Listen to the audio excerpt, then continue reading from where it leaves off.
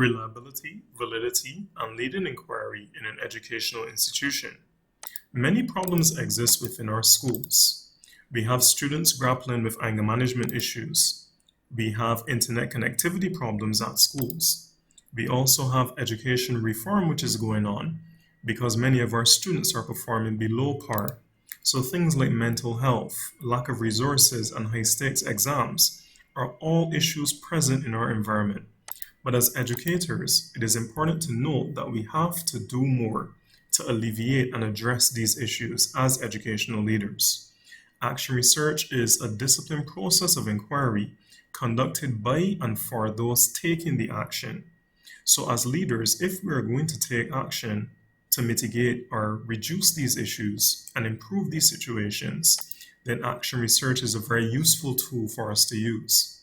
It is a continuous and participative learning process with a starting point, but often no absolute endpoint.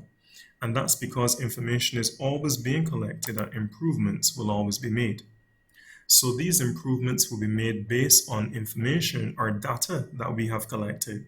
So when we think about our issue, what is the data that we're collecting? What is it that we're looking at? What is it that we're going to test? So in our schools, we have many buildings, we have areas where students congregate, we have our student attendances, the register, we also have their report cards. So these are many aspects which can be used for evaluating and collecting data. However, with that data that we've collected, it's important to note that we must make sure validity and reliability are maintained. Validity refers to the essential truthfulness of a piece of data. The data that you have collected must be able to withstand scrutiny, and the statements that you have made about that data must be able to withstand scrutiny as well. Hence, action research simply isn't worth doing unless it is done well. So efforts must be made to ensure that standards are upheld. If I ask you to measure this line here, the line X, using this ruler, but I ask you to measure that line in inches, but the ruler here is a metric ruler which only has centimeters and millimeters, you may find that it is difficult to measure that line because the tool is not appropriate. So this is just one example of validity regarding the tool that is present, where you are unable to find the truth using that instrument. However, validity also concerns with the meanings and the interpretation of the data or of the results that we have collected.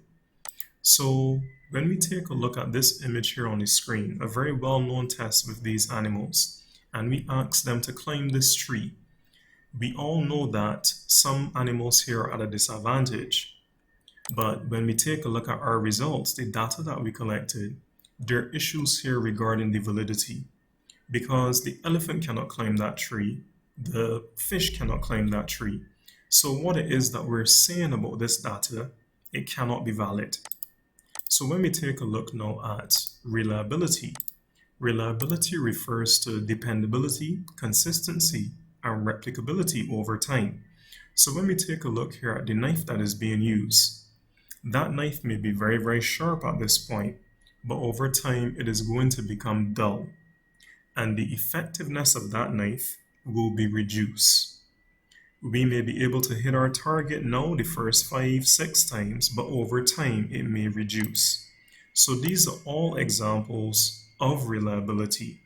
It refers to the researcher, their claims regarding the accuracy of the data. Are your claims accurate? Is what you're saying true? So for research to be reliable, it must demonstrate that if it were to be carried out on a similar group of respondents in a similar context, then similar results would be found. So in this example here, we have a teacher who is interviewing 5 students about how best they learn. And that data is being used to represent the entire school population of 170 students. So clearly, there's misrepresentation there. And as Sagar says, claiming that such a small and select sample accurately represents the views of the total population stretches the credibility of the assertions. And this is what reliability focuses on, credibility. When you measured, was it an accurate representation of reality? So regarding validity, we are checking accuracy in employing certain procedures. We have content validity, criterion validity, and construct validity. Content refers to tools that measure consistently according to the content. So is your tool supposed to measure water within a particular area? So why then is it measuring grass within that area? Construct validity are assessments measuring the specific skill. You are looking at students walking on a line, but you're concerned about their laces being untied. Criterion. It is able to withstand checks against various or specific criteria. So when we take a look at reliability, you can have external reliability and internal reliability, which focuses on consistency across different researchers and also different projects. You may want to replicate or duplicate the information, and in this case, what you are using and the statistics, the information that you have found, it should be retestable. Finally, there are some threats to validity and reliability that we have to acknowledge. Firstly, the researcher. Many times educators are not the best researchers because they're not appropriately trained. So they may come with bias. The method of data collection and analysis, we have to make sure that our methods are fit for purpose. We also have things like pretest. Sometimes you may give students a pretest which raises their awareness about the study, and that may cause your results to be skewed.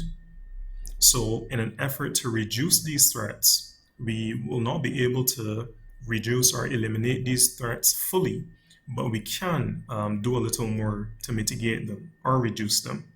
So regarding validity, we should triangulate our data, use data from different sources, use different tools. Memory checking is something that is important to be done in qualitative research. Many times an interview is conducted and the interviewee does not see the actual transcription of the interview. So memory checking comes into play where they can look over the statements that they're made and clarify them. Now, in an effort to reduce reliability, reduce the threats to reliability, case study protocol, having a protocol of the actions that were made, having a protocol of every step that was made, and checking over transcripts. These things can help us to reduce the threats to validity and reliability as we conduct our action research.